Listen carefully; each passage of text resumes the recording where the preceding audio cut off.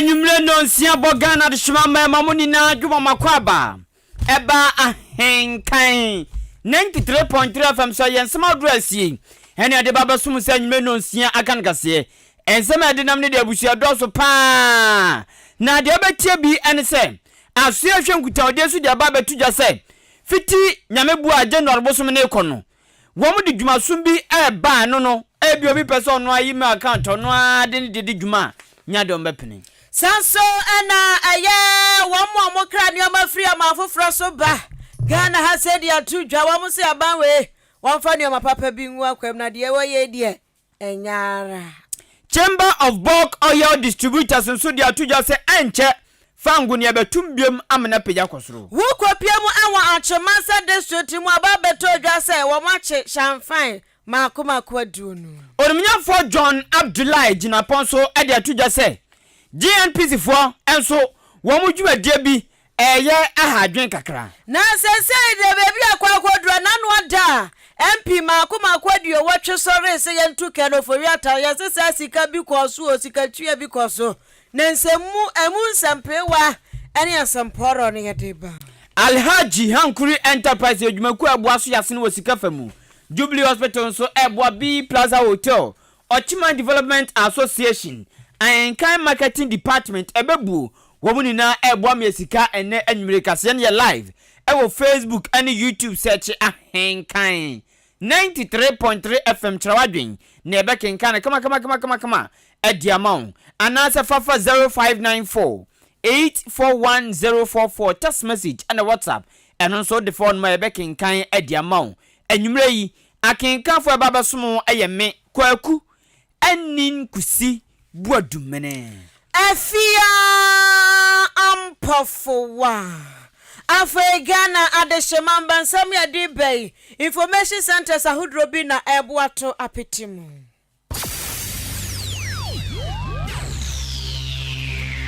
Ahenkan 93.3 FM Ahenkan Kasiebo yebomua ya jibebia Anuti Kasiebo mubati anka ewo End Time Information Center Achim Asanteman Kwasiapia Online Radio ewo Asanteman Temu Kumase Aluma Suta Information Center ewo Jiwani Kwanta God's First Information Center Achim Betnase Alternative Information Center Yawsero Kanyame Information Center ewo Achim Achikrum Cooperative Information Center ewo Achekrum Dia yesu tumi ye Information Center ewo Achim Dwaha Ewrade na ye Information Center Achim Apreku Gode wa eboafu Kojo Kumi eye David Ba Information Center Dimpa Information Center Achim Asane Kosiewa ewa kosiewa krom Osono Information Center ewa Achim Esam Abnasemai Information Center wachim Abnase Nyame hine Information Center wachim Ofosukrum Ena Nyame Asam Information Center wo Achim Krobase eye Nida Soni Ewrade Prince of Peace ewa Osrasi Somwa Heba Information Center so asom se twitwe ewa Achim Dan Intiamwa Junction Peace Information Center Wakokobe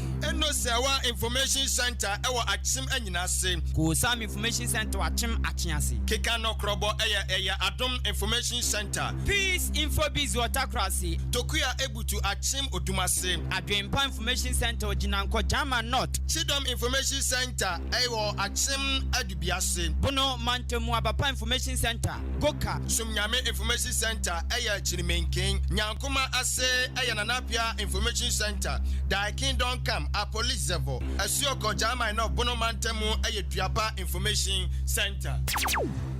Afia de shimama nsam ni nkyeremu ane nfitiase enie Wati wasum Mesha ensam na se afia sei Ghana National Petroleum Corporation ye 2010 GNPC eya ba adwumaku a fangu dwumadie wo mu di bi pa na eyisaso adwumaku bia se wo mu buama ye di fangu dwuma ama bibia totom toten wo man mu no wo mutumi si adan awdo ma suku tumi si adan ma nkro ma wo mu de boaboa kakra anti okwamiamia awdo bia yesi project bi because GNPC for contract nurse wo msom ayomo boa papa na no nam so amamrahye bidwani mo manfo ya pa kusagu abetu ampeso so onimnyafo Samuel Abdullahi Jinaponso say GNPC adwumaku bia kwaya wo mfa so di omdwuma no awurade edamufua papa na wo mu nyeska pa ya wo mu de bi bua ban ane oman papa na so onumnyafo Samuel Abu Abdullah gina po kire sei mbe ya bri kakra nie GNPC fo wo mu ya boka pa wo mu boka sense so wo mu to na wo mu to a enko wo dwumadie ya ba fam kra enti be yanka yam ya ni nko no pesa se sa GNPC fo sika wo mu twitwi ma oman enye sika keto anti wo mu ya kema e wo so man twa yani ade kwahwe wo mu na wo mu ya ba fam kra onumnyafo Samuel omnyafo John Abdullah Jinapo edi nsemoni na tudwa wo Ghana mrashef jefie ne obubobo sumine da to sumienu wa bra wom kodi nhyiamu. GNPC is a strategic company. If you go to Saudi Aramco, you go to Petrobras and all those other national oil companies, they are doing a very, very good job for their country. And so in as much as I agree that GNPC may be veering off their core duty, if we can reposition GNPC and it becomes a profit-making entity, they can even give some money to government to put into such other activities that we are talking about. Mr. Speaker, I'm very, very worried about the state of GNPC reading this report. If you look at the gross profit margin, which is the gross profit expressed as a percentage of your total sales, it has reduced from 50% in 2018 to 26% in 2019 to 0.3% in 2020. This is serious. From 50% to less than 1%. If you look at the operating profit, which is also your operating profit expressed as a percentage of sales, it has moved from 28% to negative 19.23%. And so it means that compared to what they sold and what they bought, they've made a loss. Return on capital employed. Ahenkan FM. Onumnyafo John Abdullah gina posan to aso kabiem se GNPC fo ya kan wo mu asem sisi ayi se de wo mu badwuma ne sika na wo mu dwuri pa nya asam keto ne wo madwuma no egunu e wo saba no ehwe mai sanso do bi manya se be ha dwen pa nokura ne se wo madwuma e ba fom enya wawa entu be commencement na odo bi mu dwumadia na GNPC fo edi o memfa wanchi yan vanton oko wanchi Salvation Army Senior School GNPC for dwumadia odo bia wo mu eye adan bi won ma wo mu sisi akanwram adentia saa na wo mu sika ene wo madwuma no yagu ene no onumnyafo John Abdullah gina potre say na wo mu yadwuma nya sika panti se ne wo makwa hunyanyiam a e wo sa ba no etutu na na mo tintim owre no yesi wo mu dwumadia be sa sore wakana adidwuma o se dia yakra ne say ebri bi atwam e yade Ghana ban epia sika efri fangu dwumadia mu ya no ne GNPC fo abreso o pia sika tutu di 100 million Ghana cedis efri wamu afutom edikotu Jubilee Holdings Limited na no na oche se woma mamra ship je fianje ses kana antum en woma kasa de mo pia ses kana kotu woma accountum dia ene womu sam pia kana mra na meto Petroleum Holding Fund anya san dia womu emprinto se no manim yei womu frɛ onumnyafo Ken Ofuriata Finance Minister so mra no meya no na fi dientia woma ngis kana antum na woma kasa si omo pam be ma na numa duru anwo enu nti wom de ko piens kan ko to Jubilee Holdings Limited mu. Bearing in mind that money doesn't like noise. Bearing in mind that she can't pay the day, Mr. Speaker. Yes, because money doesn't like noise. She can't pay the day. But with this ratio, acid test ratio, there's small noise you make on Mr. Speaker. In the same way, in as far as she can't pay the day, with this ratio, you can also say that she can't pay the day. So, Mr. Speaker, it's a serious matter. This company is on the verge of collapse, and something ought to be done about it. This is precarious. The minority therefore demand that 100 million that has been transferred by the finance minister to Jubilee Holding, as captured in the PIAC report, that money must, with immediate effect, be paid back into the Petroleum Holding Fund, as envisaged in the Petroleum Revenue Management Act. There's a certain explanation that GNPC borrowed money. Act 919, the Petroleum Exploration and Production Act, says categorically in Section 15, Section 32, that before GNPC can borrow such an amount, they need parliamentary approval. They don't have any parliamentary approval. That's because these are serious matters. And through our leader, the Honorable Haruna Idrisu, we intend to elevate this particular issue to its highest level. We cannot allow the nation's resources to be dissipated in such a manner. Wei ayam na shebu dwani mo manfo wo yape kusagu abeto ampeso aso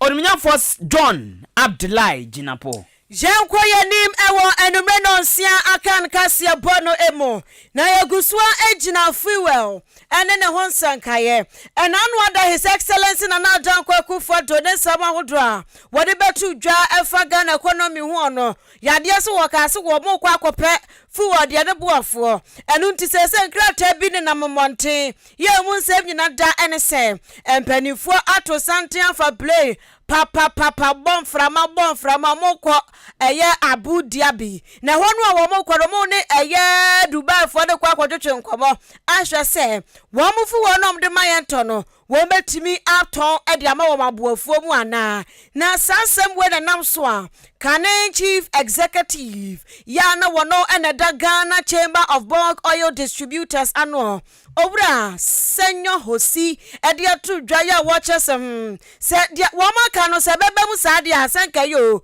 eye obra senyo hosi atro ne samso ana wo ba mane HM se Ghana hanom mpenten kwa ye tie nyina da ejina fuwa so esa se dwadi foma ne tia wo mu tia mu de anuama ebua kwa soro ede price twamne bua tututu wo mu nuama so nyina da ejina eye fuwa bo esa nsa ahyentuade bua kwa na ekosoro hwim samframa enu ntino wonom so kwatoto nuama ne firi nkurankura ase kwatoto firi krom eba no wo de anuama no abua no akosoro enti se no ase senkaban no asam a waka bosha se wo be hwona fu wo bua yafo no wo betimi akura ni mudie mu aye no sa enkaba bua ye papa emanioma akonkan papa yi atwa ne samsod wo ba mane HM se Ghana se yesi kasa no agensrepe se sidi no eda fom keja dollar ni bona sum broskoto no eto fom tietia no so tietia so bronsam tietia sidi su se ya tietia no so anu dino wase kebetimi peja sidi no so kakra enkababua ye papa emanioma akonkan. Market today has one major problem, or let's say two key problems: credit and the currency. The stability in the currency is a major problem. It is not cured by where you go and buy your products from. It's cured by your own macroeconomic circumstances. So I would just want to encourage government to be a bit more modest in the promises it gives to the politicians that sometimes we just may not be able to sustain. Just manage your expectations and your communication. And the other thing that I'm a bit concerned about is the participation of industry in this entire exercise. BDCs have accounted for practically all the supplies that we've had, about 90 something percent, almost 100%. If you're trying to develop something, please make sure you work with industry, make sure you work right with the banking sector so we are not left with losses. Nepa wotin nkai kane no ana pani kwantre for Chief Executive Officer ya na wotua Ghana Chamber of Bulk Oil Distributors anwo owura senyo hosi yemprepre da su ejina fango ne ehontumu ne wonsensem mu na saminu kase ye se okọ filling stations outdraw se wo kwa kwato fango a de ne bonu from kra meche petrol no de obakwa ni gauge ne da from kra 17 liter 17 per liter na se 1 liter no 17 Ghana cedis ana a diesel so enenam 20 cedis 23 cedis 22 cedis enu so onze nyumako no bia ne de nanso die sakra na makeka cho no ti ebi de kafra ebi de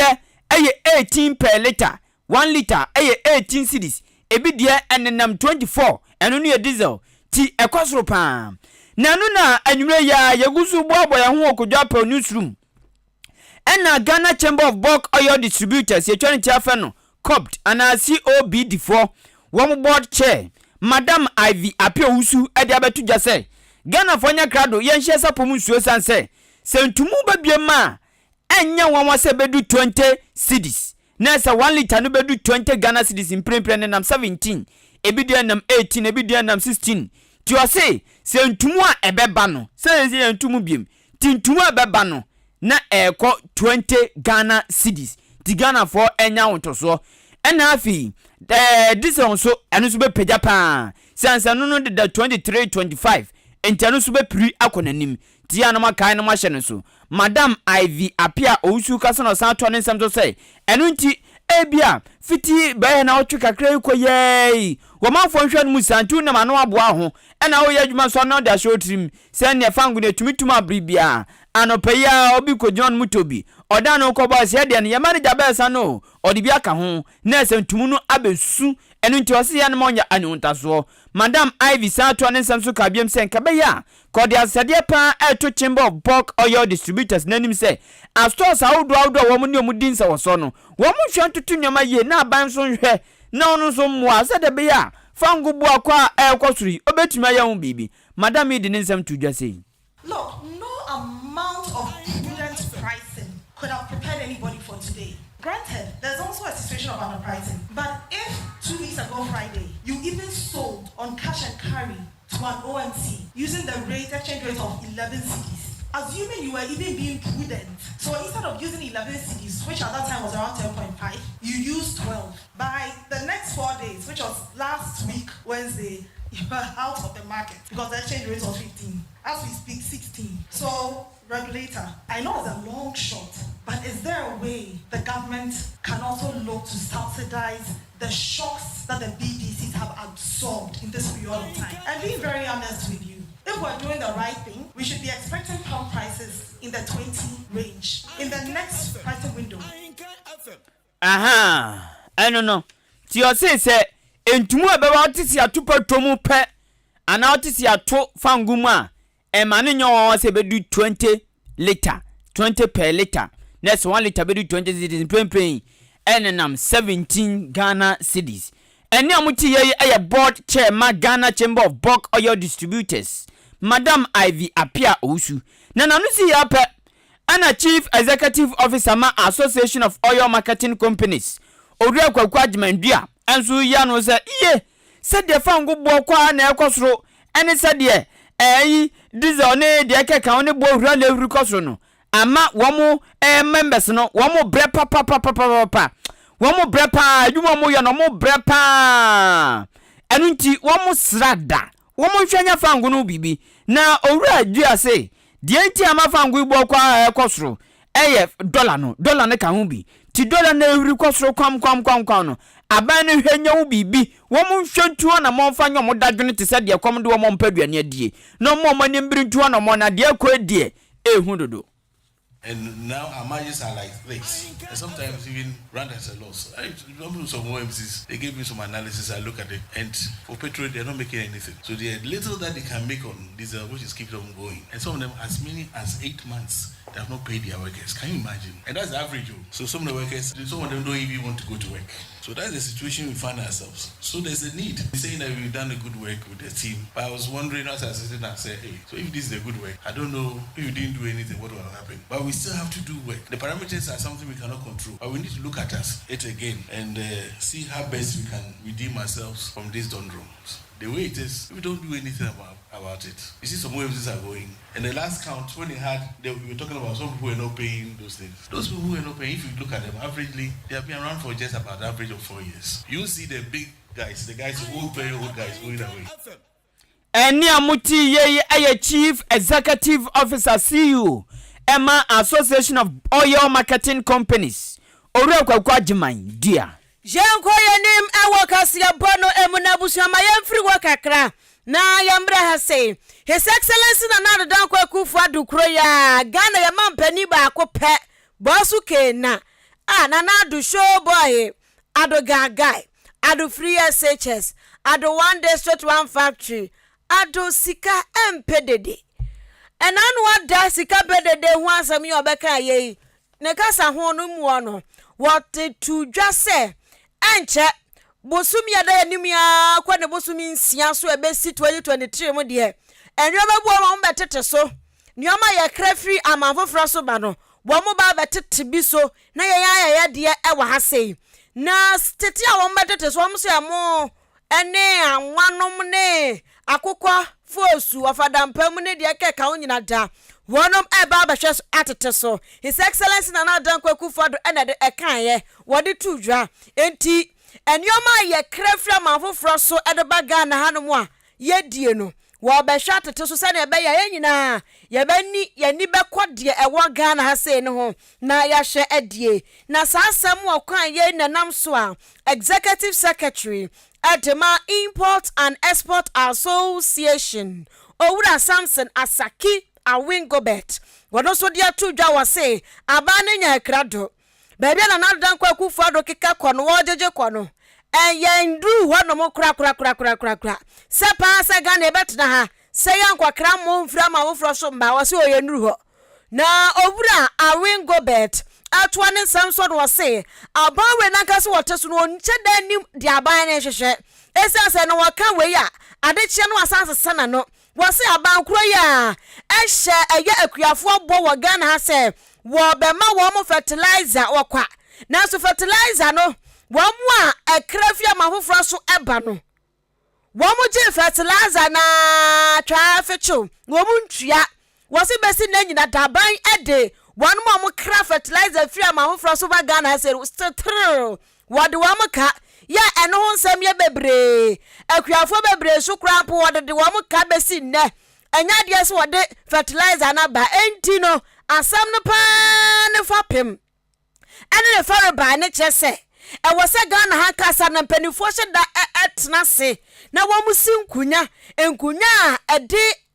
enioma papa beba nyese yeti ho no moyete da se abro ne ama yakura so adwini si yetirimu ane yakeka wo ya no se da bi e wo se wo mo tena se na omo bo hye no omo hyehyehye no wo mo dwene hunu se bo hye ne ya hye Ghana for da mutim enti ya fa kwan we so ya fa kwan we so na ya ma bo hye no abani kan so nyankopon de waya wie na se mpie ni kan so nipa ben na behu enti no akase be pie ni kan so MPP fo no bo hye bebrebe no adoso dodo Owura Asaki Awingobet etro ne samso de wo ba mane echem se no se ye pese yankase ye di anuane ye pese yankasa ehwe se de o ma ye wo Ghana ha se no ye ni bekọ ho na Ghana fo ye makono no ma no amase o motechire ma atre ho a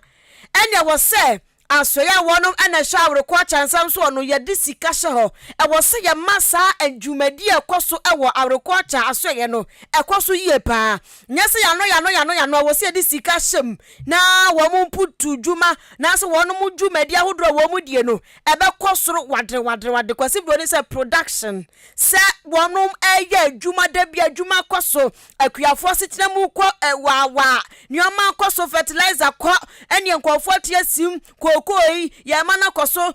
emudua ya mana koso machines ahodre wo se emufo ni hia na aban dia ma wonum ene eba ne saa de ene saa asem na dan kwaku fa do kai do ebetimi aye ho saa na se pa se ye de anu aka ne tra ni yansi gya ye bia mfa ho yenya nyoma bibia mfa ho no de ebe ye din ye papa se saa botaye se yankwa kranioma mfira ma hofro so mba ne ebeduru ho o se ne ebe chepa ebeduru no na buoso afu yes, farming serious and industry. But the government pretends to be talking like, oh, we want to do A, but in the morning they are doing B. They are trying to say this year, now you're Ghana, now during May, June, and April, May, June, thereabout. No, Musua say, I'm going to come and talk fertilizer. Now, if you say fertilizer, Ghana, never fertilizer or Ghana. But I buy now you're planning for putting a job 2020, 2021. During that crop year season, I buy hectare fertilizer, free fertilizer importers and producers for Edema at the subsidized. In 2020, now 2 million. Now, I buy so my 50%. Say also acquiring to 100 guys in the bags. That subsidy, no, who amounted to the number of millions of bags. The supply farmers today, no, I buy into America. I buy the fertilizer for importers. And then 2022 season crop season now, fertilizer farmers say, Yara, oh, and Winko, and they will not give the fertilizer on credit like this because I buy now 50% 2020. I buy subsidized not 30% last year 2021. I think we all subsidized 60%. The fertilizer 4 million, also 15%. That I say up to a phone on 3 point something the Embra, but talk for one bag of fertilizer. Okay, why? Nipa wotin nkai aye trotro edema eye ekua wonom ekra nneoma free amahofro so basan so de nneoma free Ghana ha kwa amahofro so koton Import and Exporters Association Owura Samson Asaki Awingobet na wotwa ne sabsu bia mu anu wo kire se Ghana yaduru ba bia wo se ya yanhyehyɛ tenten bi to wo se Ghana ha se no agriculture nsɛm kuayo nsɛm no yɛ ma yɛ ho bi abɛyɛ emfie nso yɛde nhyehyɛe wei na agu hɔ no mo aba bi obɛba so bia wɔndi saa nhyehyɛe ne so wɔsese yɛanyɛ saa deɛ ne paa ɛne yɛ nkɔ anim ɛsiane sɛ MPP fo ade a wɔn so wɔn yɛ saa hwan district 1 factory ɛne deɛ bɛn planting for food and job enti agriculture ne yɛka ho asɛm ti yɛmfa no sɛ ɛyɛ rallying for food and jobs anaasɛ hwan planting for food and jobs see MPP for free so a NDC for so ba omo so asro madwenko wo mo so de ade foforo na eba enti aba ase Ghana ya sha bibia se yenwie enti wo se yankase ye betimi adidi ye dua wo Ghana ha na yemfa ye ho nkwankoto kwasi broni so de a ewa aduane fam anwa fam esam fam emo fam a agye se ya hyehyɛ bi ma ye ho se emfie nson yi ekwaya ye nam so ni obi obeba betra so bia won fa saa kwane so wosese anya ne saa pa dia seni esimwani omintim nim yetim Brofuka be short-term, medium, long-term policy. As a country, no, we have no straightforward policy here. We two consequences. We agree. Agree minister Bia Oba ne Anachina Oba. Don't come and say that this is my policy. New government, new law, new law. No. Ghana for in a the two minister of agree for us. Whether NDC tomorrow, MPP today, PNC tomorrow, CPP. Anybody who come and appoint agreement, only go there. There's a 6-year or 7-year development plan policy for agri. This is one to come out from this import-led country, no, to export-led country. Obiaba now, no, until me 30% of itself. No, obviously, I so continue. It should be a continuous something. By the time you leave office 8 years time, this is why I was going to take an agri to her. Now you was trying to kick it. Now President Akufo-Addo say planning for putting job. Maybe I can also obviously 25 not to say planning for food job is not his policy. He threw it away. So if all of us will agree, you want to see agri policy in this 7 years development, like Nkumaye, and all of us will append down to it. Nipa wuti nkai woye executive secretary edema ekua wodom ekra nuane kra nyoma fra mamofra so ba Ghana ha esan so tabri Ghana nyoma bi ekọ amanfofra so Import and Exporters Association Owura Samson Asaki Awingo bet enana pe ma chidwumade so obo for amanfo eto ne homa no ene one owura yi otoche no ene no edin sankomo yi na enkrato bi afia so yehwe ngutawde so Ministry of Communication aba akwama abadwumafo ni na abadwumafo de modia ti mebanam di nkyemu no aba besom me patwo ebebo adwumadi akoso Ahenkan FM so memi da bia enwe no nso ko se enwe no nwotwe tia no akai no ahye no so onso talent eye bebu abra na bebu bi na gi achede frɛ 0593 649595 0593 649595 onu omundin se so B Plaza Hotel Bimpoma Plaza Hotel oho Benard na Town mane nkoda on no animu nguase arada okotokro enka soro da me pacho B Plaza Hotel akandia no nyama wono no enipa de ti nipa bia akọ so okoje na homia akwada o peniu akokora o abrewo na ni je na koma tone yam sanse da obekom no ade bia nipa pe bia bi wo ho home appliances bia bi wo ho edan bia nso ejade abata wonti ene nuane die ayehu kakra ti opese wow no waduane buon ma ya che no kwan mfa so no na duane enti eya ompe hotel na so B Plaza Hotel de oni haw wa be no waduane a ejade wo ho opese hotel ne so no wa no problem me patcho bambonsem ejinane na so light e wo ho abribia ene ba bia we park o cars ne mfidi awdro ebusu say tam entene dim ubetumi afre 0249 855396 0249 855396 ebribi ne biondom bia no ubetumi afre B Plaza Hotel ana afre 0243 118500 024 waya den papa awo no boy no provision no boys and papa ekwa kwotadze na enyimde damdaman oy provisional man to ton sope ton boom na se ton boom so a iya na akọ Alhaji Hankuri Enterprise hon ne number ne bu yafo pa ne bu da fam most me wodi wodjuman o de fam bro o ye fe wanka so ya kono ne nzamanfo ne budaji hankuri enterprise alhaji hankuri enterprise tia no akai no ahye nso esukufo amu beko school amemfo amu ne mo matifie mu to provision amu nkoto ne bum ane buofo emfi alhaji hankuri enterprise emo anwa esichire soboti eden pa na ope okoho a wonsa beka bibia opebia achimodan opportunity bank any south blue river bank no ohemu finfin pe baby akosto no na Mr. Frey 0245 447 138 0245 447 138 na ne alhaji hankuri enterprise ending also obiasidan a single room self contained waya onyo bi han anebia bi so no ma ebi ho odi bia han so still e kwan dada ho no mo ebi ho no ma pacho obi pebi we pepa brekunam ya we ne hyew so we brekunam panti se wo single room self contained ejana wom bia obedwale wom e na afi jade wom a me pacho frɛ na nipa no emos kasisi ai asene se ebi ho no ma nipa no se ope odan amantra aboabo living bread ene aboabo bungalow sambia yewe ni nano o single room self container watu di frɛ na nipa no emro skalesi cash down friend 0543 35 0934 0543 35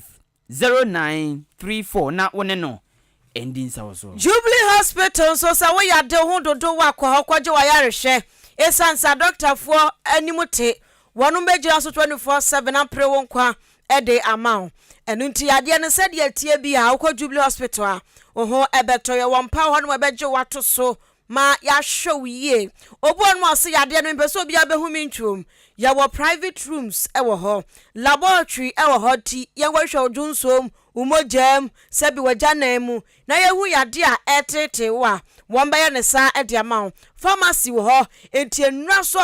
oto bebregum ti yade no se de sitie bia etro ho aduro ma wa ukọ pharmacy wa abeje waduro na wodekọ afa antenenta wo fa yafu a eye Jubilee Hospital no ba eyasa wokọ yabedanda wo yafu no ma yafu no ho atoro wankasa wo akora ne kura wo yafu mu no onso ho beto kwafo bo no ma wo nya fa yafu na ukwa na wa mo petepeto se ne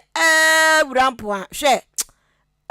omunim se ne awo city anko omunya sa enu ti Jubilee Hospital de wonu mo wabotre won be hwe so yie makwada no wa ba fe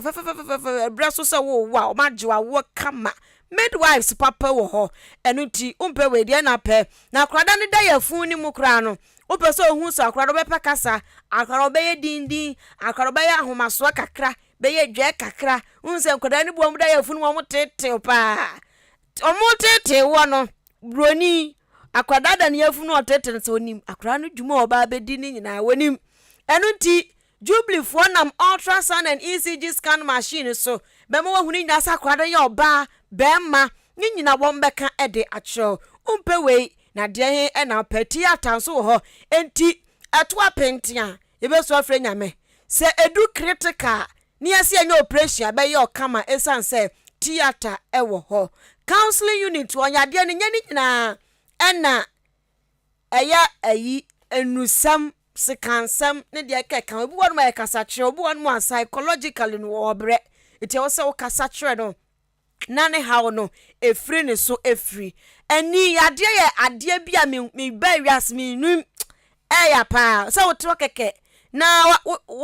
me se metada light mu pa me ntimi ndum light na da meda light mu na de be cheme no boss mani so hyehyeme eno kura keke no abusua ena form kura ye mfa ne form wo akura bi nwum wabo fa ne form we ye mfa ne form o ya papa na sa woto no ani prunsuo empe ene de keka ka ho ya eni yade ya enu ti ehya ase abobo ba no ha na wo de adu Jubilee Hospital say so mo hyeda ewo eye clinic wo awani no wo mbehwe ne kama de ama mojabroso ene obu ati makoma misra mu nyina mo nkwane wo diabetes and hypertension clinic ewo ho yedo betu aduro so be check waduane diem eye afiada anapa bia diabetes for ne hypertension for no yede mo fan chirechirem kama eye Jubilee Hospital nko a na obenya no kanti wo ho aduane papa na bedie ma wo ho atowo insurance so eye adwuma 24/7 esi so anu nti wo ma kira kwan eni achem odan aboabo amantransam so ne so a achem dan aboabo kwantempo ne so hu amantransam so bridge ne so a ubehu Jubilee Hospital yanim ne different 0244 575799 0244 575799 and 0241 784645 0241 784645 a Jubilee Hospital Ochimine Development Association one swa baba bua mo chimine yen hweba say slogan no aye ho Ochimine wase yetiase Ochimine tiase yen hwema ne nsay nti wo pese wo hwe bi mo Ochimine ko nanimu a eye association we na so to hodom eno anse obetu 10 cities na wo dey register e wa Ahenkan FM ha wontimi mba me ma number frɛ na ekita hodie bi ho bia yemfa ensomo eye 10 Ghana for your pocket ubetimi ahyewo sisisi ade 10 cities ahyewo se na yase ye hwema ne nsay ontimi nua fa nkwohyewo se Fabra na association wamufanya empuntu njuma mo Ochimine eni monyam ensan entinsi kinke frɛ 0594 467 029 0594 467 029 Ope baby abonwade tonde hu dawuro say announcement say ye den bibini na pese ekwa akire mankofo te wonka Ahenkan 93.3 FM na mekan for dia mensan say ye no ye asaw no one by one chire ma nipa no wotie ne te ase ye mo tugu so dise so to no wa bia wunya sample na dia so sikem Ahenkan yo Ahenkan 93.3 FM ti from marketing manager na oni ndin sawo so 0244 290 093 0244 290 093 afi ye toa anwume no nsia kan kase so no asogusu ya wutie ewo what wasum weyi eyaban adwuma efodia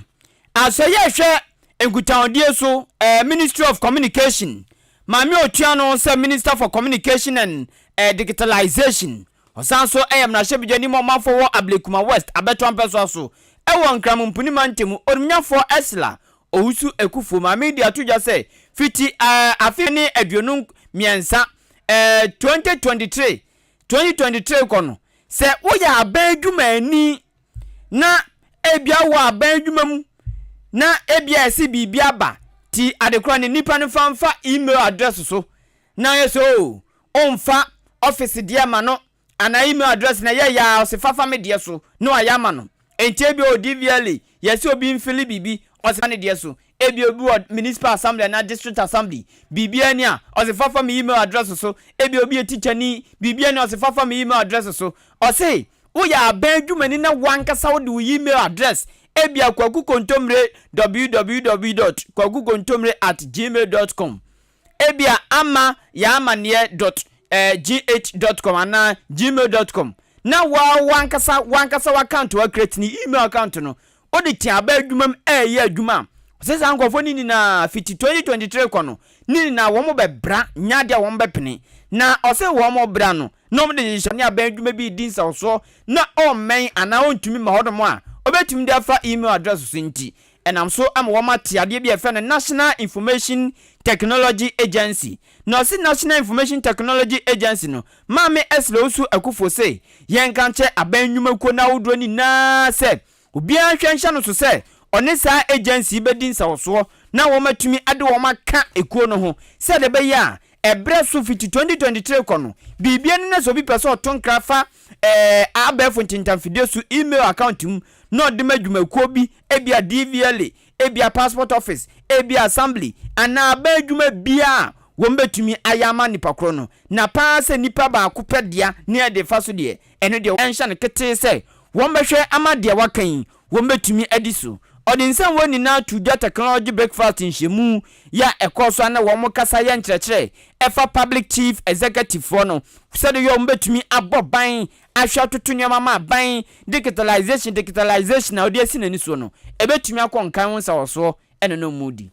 By the end of this year, all organizations working in the public and civil service should be on the Smart Workplace platform to use the secure email services that are on there. For starters, you use that and then you can build on with whatever needs that you have in your organization. Now, for the CEOs and public service officers, as we're writing it into the business processes in the public service, if you don't use the secure email services, you could lose your job because you're compromising the security of the entire organization's data. Ene ya muti ye eyo swafo hwe gutaondie so communication minister onnyafo Esla Onsu Ekufo sanso ayam na hyebedwani mo manfo wo Ablekuma West abeton peso aso yenkwa yanimu anabusua asam saba ensam wo ho information wo wiase na enesen Ghana hanum na nanu a na wotwe atwam ye Ghana ha ena majority caucus enipa beye aduo wotwe keka kwaduo krono MPP MPC enipa bebrebe so ren se kenofo bi atayanyi nadi na obifu from ra esan se nyame adom nimdi odema ni nyina waya masi apem etu onkwana fo from da no so fa fresh ideas adwenfo fro embra na se ebia betimi aboa ema Ghana sikasam agensre pie no betimi agya na so biem atwa na sasem we ye kokokwaso ani agibu mpa bi si da Ghana bakwasem bi si da se asem sei se abaya wote so MPP abaya wono te abandwam wono ono ane nkofo umra se bedwa fie be sore tia ne sa no ebi si da na mi kan so na nado dan kwaku fodo so akwa sentimental akwaka se kenofo wi ata wonyini nne enyine kire se waboa no time no ana ye di de ede no ye ne na di nti de anwo aba wonyini mfirim nne enyini mfirim kira nanso majority kokosufo edia ensirio ne ahode ne akokuduro bi ka se kira asem no e kan se enyini mfiri ho na asemi kwamra sana tactical case bi so wanda gi information wo wiase ne se mrasebadwani a wo jam de madesha wonom ewo Asante Achim North abato mpeso so onimanyamfo Andy Apia Kubi wode ensebia ba petu dwa se wonom ye sasem no kan sansem ni wie se yenyi kanofo wiatam firi ho apɛ ena owura bi oye businessman takumpa sikadi abon a wote sum se fe me se wodi sikatom sikam prado se de ben wodi sikatom prada nana in fact tactically papa no wasika pa sika na bon wa wote sa tibiem na sika nso no wonu so timi di sika mi se sika kwa enu bi no oda so ena sika nso kwa mi se wotiatia so an wode ko wura ne dam so wurudu papa ne se wasika pa na jumadi a wodi ane se se wasika ntino wo sheda ekọ majority fo ne ho na majority fo ne no mu din sa wo so se sa kenofobeta beko na obi abade wo sere wo mom ko ma no ntum na wo mam sika twitwiri die na sika no emwa wo mo bebo papa wo bra gba kwa manim ebia na wo mo tiatem na bia na sika ho sukom de wo mo ento bebo sika tuo se pe na fo mani so atom se why na kwa de da ho na why de he na sika i dollar ye flow ni ye spray na sika nem 24/7 nanso owura Andy Apia Kubi chese nipa na keka sanse we na kira obo so bebom sika no nya de so mo pene ye na what one nsam so no wo kire se papa no de sasam ne ba sa no ene yasi envelope no so de sika ba fie hyemu anya sika ketwa sika ho ha ni bia dola ye ho akwa atwi yasi papa na no bi no oda so ni pillow enti ko tam pillow ba akwa ma obi a cheche pillow dollar nkwa so wasi envelope na ewom ebi wom pa na nso no ya wade nyina ho kwan so nyane nyina na fata ye enu nto mo ka chere so mpeso omuni ni hia 101 na sika kro no so bebo omtuo no won fa sika ne mbra na nso ya se akra tactical na ni ate papa sika ni onim nyansa na ni ate nto se da bi won hia wo mo na nso no nka wo mepre so pa dia ko bebo sika tuoro na ka kanofo wi atasem mo ka se enyi nadi no enko magyae eka na sam ne kwafare bai ni mfitiase any investigations ahudura wura mu ne duankomo ye yankomo de convince nipa ne so ombra nanka womo enhunu no na so hunu asem ni mu no wo so mo ye yankosi aga ndi wura mu nyina da kwa bai na papa yi edo so mu kirechirem na yentie no. He said that it is not in the interest of the business community to see this confusion in governance, and therefore, for the sake of the business community and their businesses, let us ensure there is tranquility in the business space, in the political space. We listened to him, and he said that when he had come here to talk to us, we had given him the opportunity to address us, and therefore, he wants to leave something behind for us. We did. He got somebody bring it, and we said, sorry, we cannot take anything. We returned the money to him and he took it away. So it ended there. We did not open it to count. It was in an envelope, but we did not open to count. The big envelope was not, no, it was not the entire caucus. It was the group that came out on the day. Hey, and your boss who came up for big whoop. Yawo, entina galamse asemi o kan no mo se hwe. Mo de mo galamse asemi na mo kan ne watra asa no. Yawo nkwofo big boss ufo big guo no mo a. Gwo mo kura power o, asem we na mama te ase sampa. Yawo big ogboro. Fo bi wo ho. Say timi ma envelope se kwa no tum. Kawa no pado. Nipa woti ni nkan ayamra shebadwani a wogiram de madehya wonom. Ewo Asante Achem North abato peso aso. Onumanyafo Andy Apia Kubi na obeka ya na anu omoye press conference no ewo parliament house papa we ogigiri mu papa gigina mu kan yanti wono na sabe yi ano no na no so ya pe enetie president edema Oshubo kwaya fre wonom Imani Africa owura Franklin Kujo so say tactical means bad no was it dia bad no was MP for no womunim ni pakra kwadi sikare ba womunim no enti womumoni di na menhye mumbram ni pakra wo ye na dwese kwadi sika kwada data majority for no owura Franklin Kudos womunim no sa businessman kro no womumoni di na da panda di na da panda di a ewurampoa ebemiya hu se kwofo bi yaka ne ebemiya hu example sa ampa ya wonkofo bo no mu kura tumi wa Ghana mu kura sika udi you ya less mistake ya di sika be da osisi ya pese ya hu sa nkofo no enu nti wo mu ka businessman mu mo obi adi waso mu modi no enwai ekuro nanim na ya hunu se ekuro yi eni ye peche. Whether it was this businessman was acting on behalf of the president or the presidency, I don't know anything about that. But I think it would be useful for us if we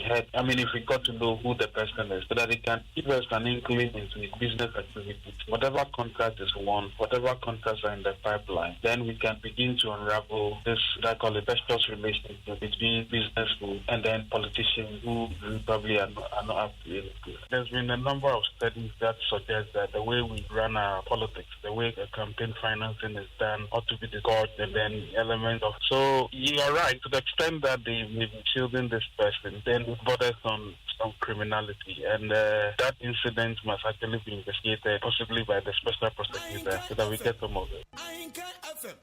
Prosecutors and say one tenenka biem. One tenenka biem. Nipa wuti kai aya president Adema Imani Africa. Eku eba na manya so mo kasa wo papa bibi bate wo wutimi e kasa mu ana asabra ye he owura Franklin Kujo.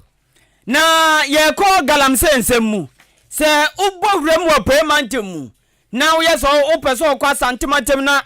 opeso difa ofuase ediko wura asantimantem a ufri ofuase a na wakofuase kuma no akowuram ewo achempra so eno ne kru atwato ewo ofuase ayebi abeto ampeso so ewo payment mu aye ne asantimantem bohye enti udu achempra so a ade atwa wo mu ntem eno na ye ehye eye pra ensuo pra river eno ena atwa wo mu ntem esan so ye hye tunya tra pra ensuo na pe na wasi asantifo asase so eno nso kura edikan ewo asantimantem so fra payment kwa eye Asante Achem amantia mikro papa bia nse da eno ene kura edikan awa asantimantem na sa kromia sentem eni nsu ada wo mfinfin prenso yi ana galamsefo bi abegum na hrodo nyame adom workaholic DC orumnyafo Paul Asamoah Achimansa DC orumnyafo Paul Asamoah any police galamse task force team a openyino odano eya Achimansa district police commander superintendent George Bawa womu di animu menne nyasem ketua womu to na mo de atale nyasem kuma kura ama woma husa galamse ni bi koso prenso mu panti DC na kasa de hu jim post for ni dim commander dim task force ne kan na dim bi eno mbowra mu asante atmamenti ono mo eno wo call prenso no so ekokoyo operation na amane yensaka ene se abanka chimpanifo yi abanka chipani onumnyafo Paul Asamoah ene team ni kopie mu ono mo no wo mo ehye chamfan makomako aduonum ene enwema makomienu bi a wo mo didi dwuma tu galamse ewo prenso no mu na osanto aso ekan biem se okada fo no so eno wo mo na akodane kokonenefo a wo mo ti kro no mu ne mantwa bibia nya no mato amane galamse fo no no mato amane galamse fo no yente de koso abanka tipani onumnyafo Paul Asamoah ekasai otu ane hwe insurance de guso de anapa tichanapa de ahia wa oni twese wan kan kra ba 20 de betumi akan na no kra mpo no yenwie ya ntokwa we no ese ekoto aso ntimi sane note of warning ade am obia wa na dun se oba pa insu no se bo sia kra bebo na ye de fight omo na se ashi 20 na e kire se ade beba no se ba shi 20 na the normal na ekofom no ye be san ba yam yan data de beba but be bia machine obia na be locate na informant adaroma na otumi de fa nwura mu PSA machines we because it is not easy to identify baby a omo wokra no nti first 20 na ya hye no no ye be san baby na baby a ubi na locate na san hye ni amuti yeye eya banka chipeni o watch mansa mansi numu onumnyafo Paul Asamoah osanto aso edi adesede eto efie wura numa wo asante achimamentia achempra so eni nkura bimbe prenso ni munhwe ye pa wo maden omde ma han magalamsefo han obi betre ofia na nim ni bobre hu ni pakura ba bi ofi na zose fewura bi sika gakra ba gienti na odi amano na tim ade ba chi ade ba sa hu de oye na tim sika gakra odi amano nti eni ntonim nyafo Paul Asamoah etu afewura no mfo sei mo asante atem amantia praso ofansi mronam ni potam ni na no a mudi mu fie han awo titu ni galamsefo no munya hweye Ebi kana ma ye community engagement anape de ohun ya no bebi akono kwa no e Ashanti region amantia and anu ala dwom ne minia ADC hono kasai ono so e de support man and last week my police commander and police company fo yako adwobue nkoda wo nsuna no nyina no e come warning so wo ye fie wura na se obi betra fie na wonu adwuma kono wo ye if you hanom ye mostly farming communities there's obi bana wonu so anya farming na onye adwuma bia yes abandon na de na ba na wonu adwuma wo ye na obecha na se okasankofo no ho na ma ne fie na otemu dia ye ba na ye chene na se hu se galamse adwuma na ye ya ye bechi nso aka wona mra no ene wadi njena ne woni alapa no me confirmation center me de come on eni amuti yeyi eya bankra chipeni o watch mansa mansin mu ewa payment mu onumnyafo Paul Asamoah jima Ebusia mayemfa banfo adwenche kakra emra na yakọ mensa pilatu ya ba say sania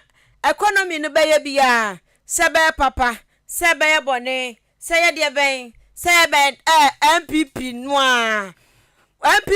mu de mo ntehwe MPP noa en wo pe se NDC party a twa kai beli NDC one back no position achepa ono na dwenche no democracy na wamti unia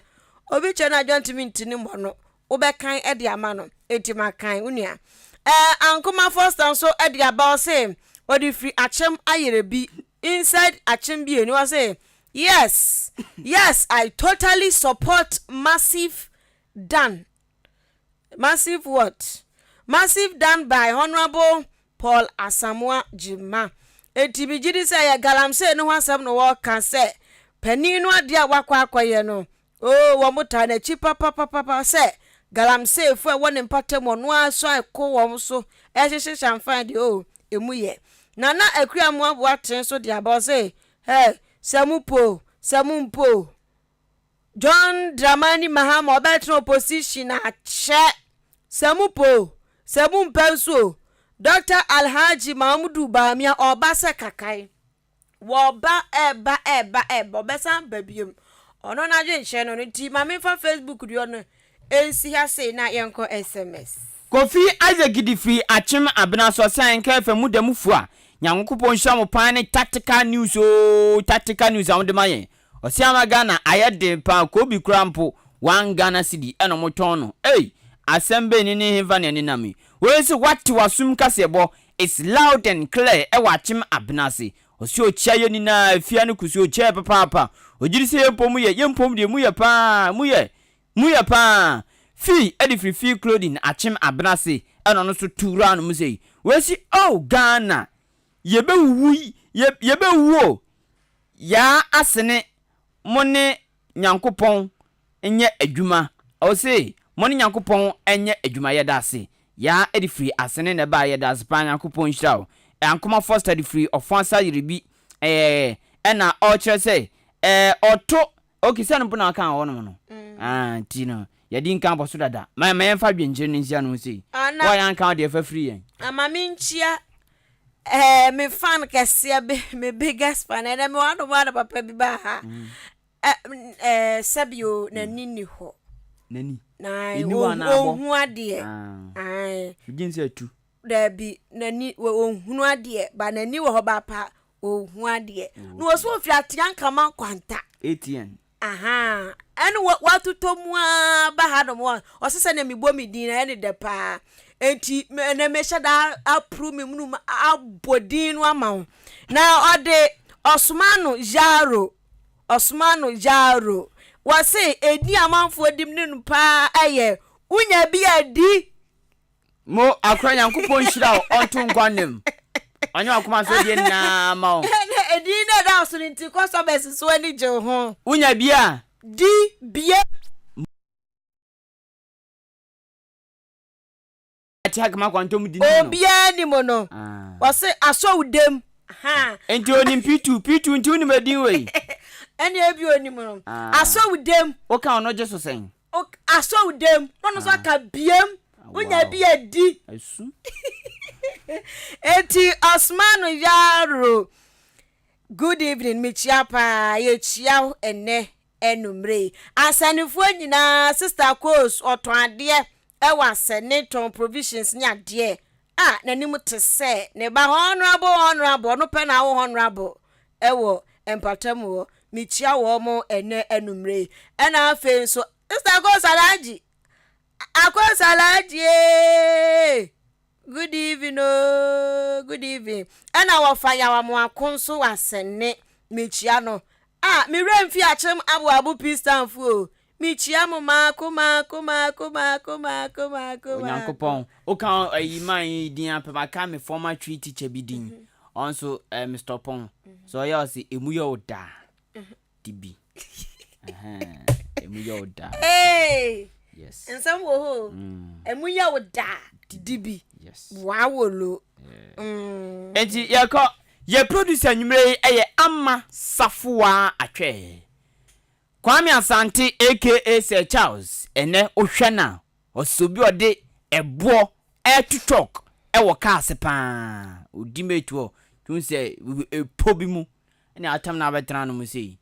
ona die ko Facebook live ene YouTube ene na ho fesu no Billyman technician on duty me din edikwaku